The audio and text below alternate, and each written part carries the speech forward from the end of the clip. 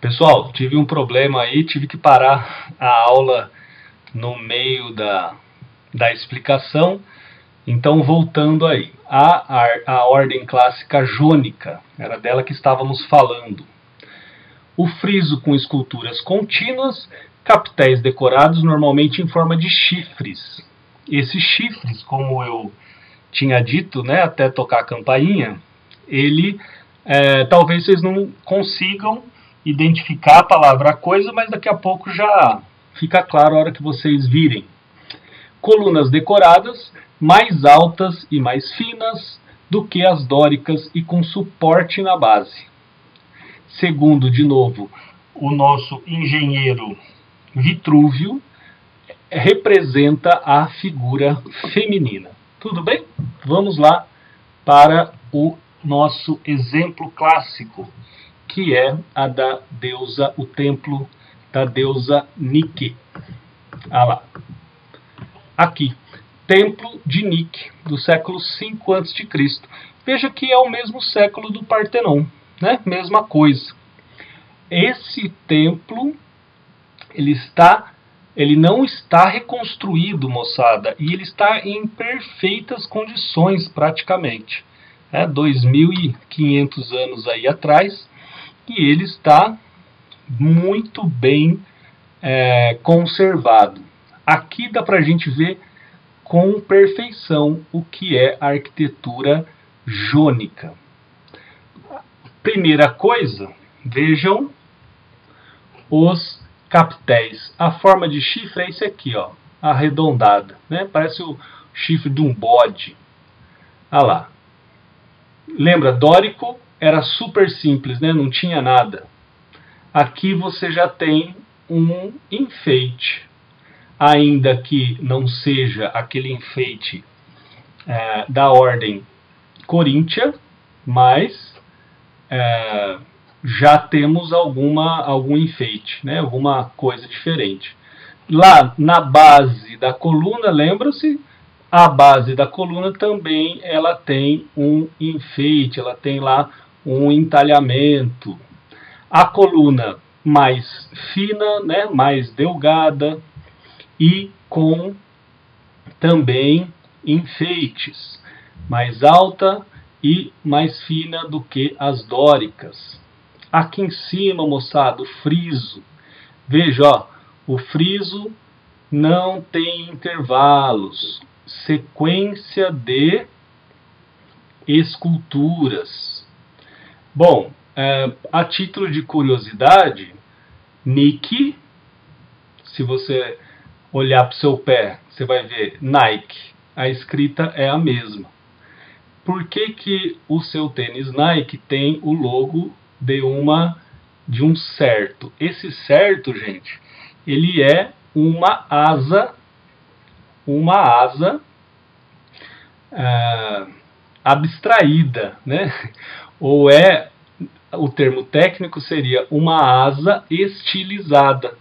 Por quê? Porque a deusa Nike, ela é a figura, a representação alada da deusa Atena.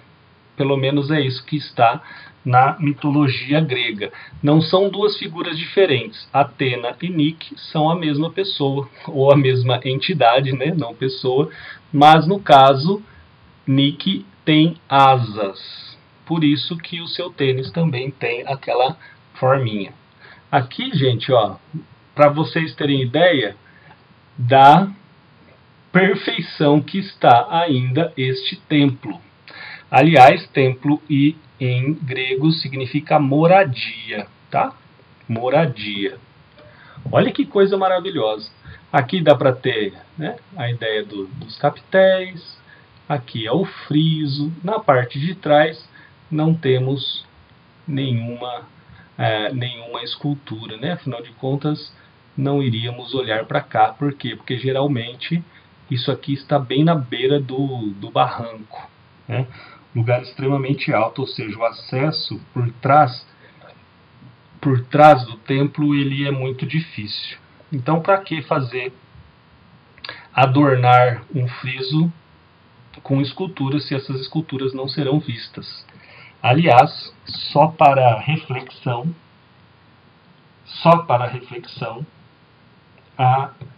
não existiria, né? Ou melhor, a pergunta é, será que existe utilidade em criar uma obra de arte que não é para ser vista? Esse é o ponto.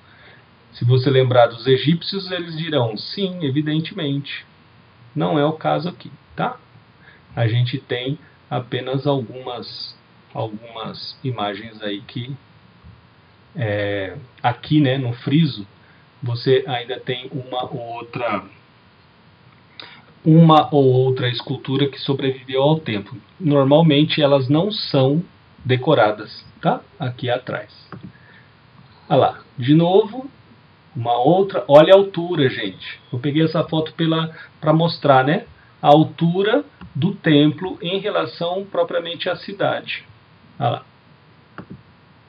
E aqui, finalmente, nós temos a visão de baixo para cima, né, para pegar a ideia do capitel, o alongamento e a altura das colunas, e o friso aqui todo ele enfeitado.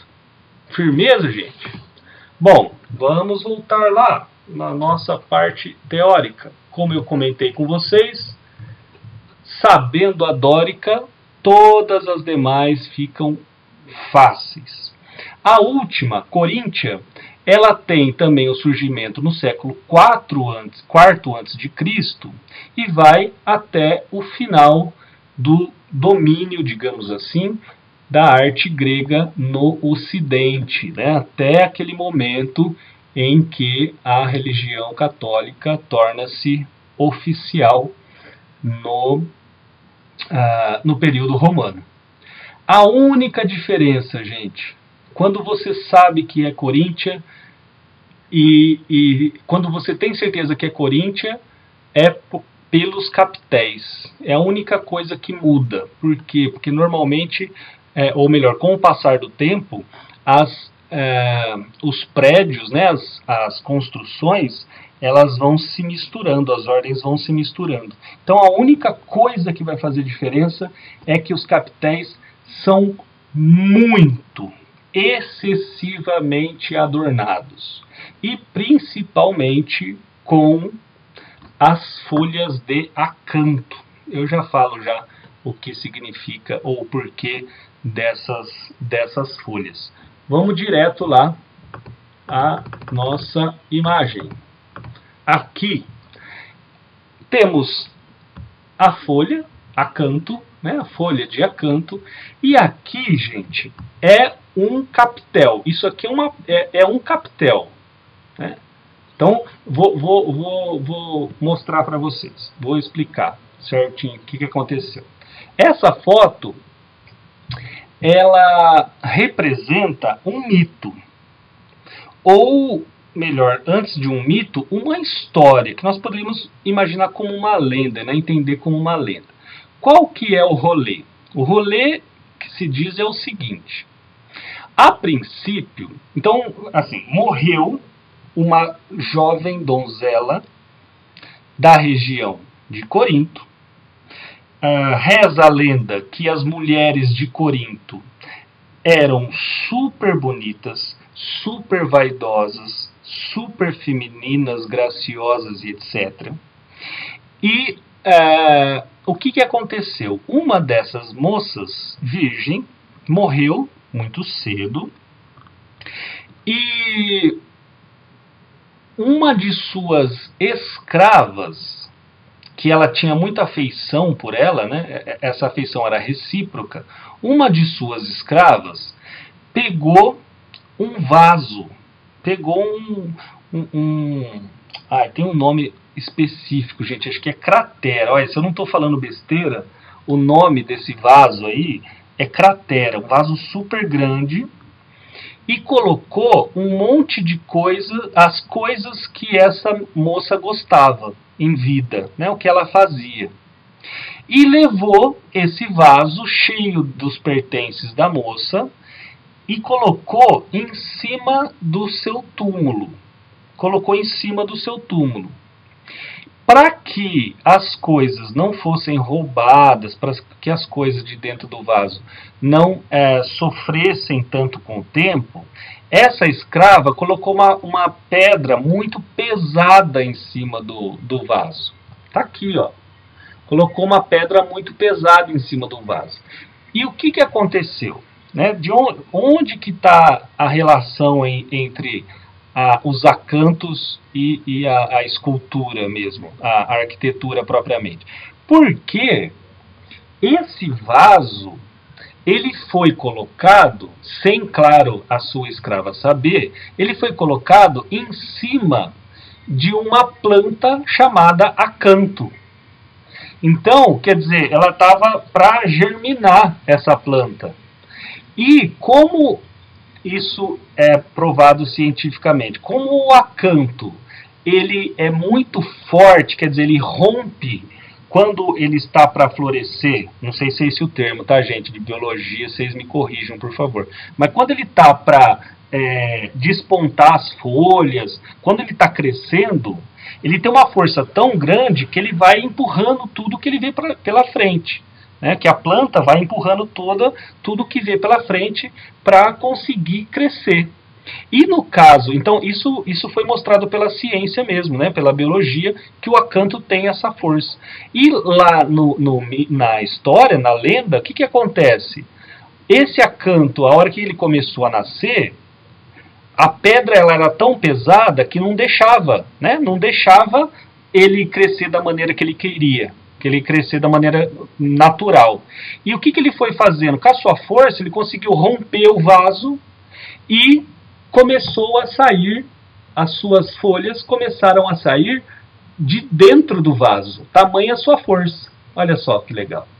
Então, essa é a lenda, né? A gente não sabe se é verdade ou não, enfim, mas foi dessa história que surgiu a explicação para os capitéis de Corinto.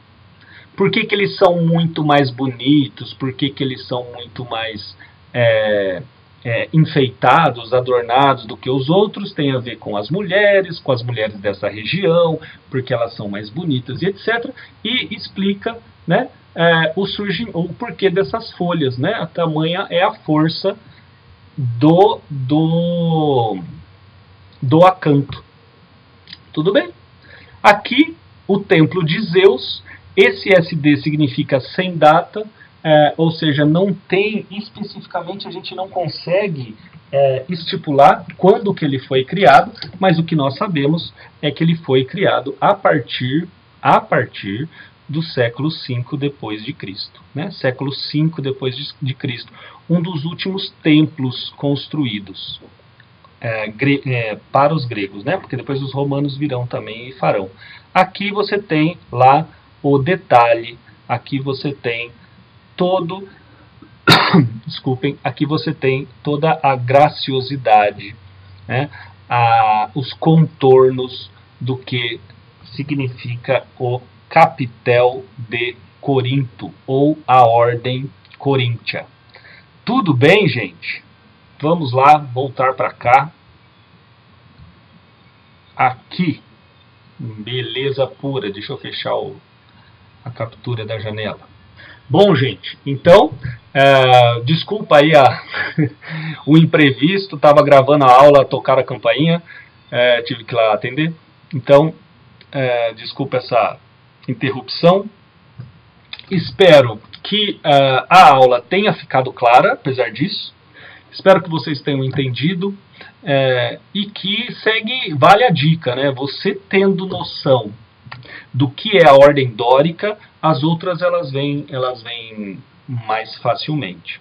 Outra dica é que falou, né, apresentou lá um texto e mencionou era clássica, mencionou a era dourada, a era de ouro dos gregos, pode ter quase certeza que vai ser dórica.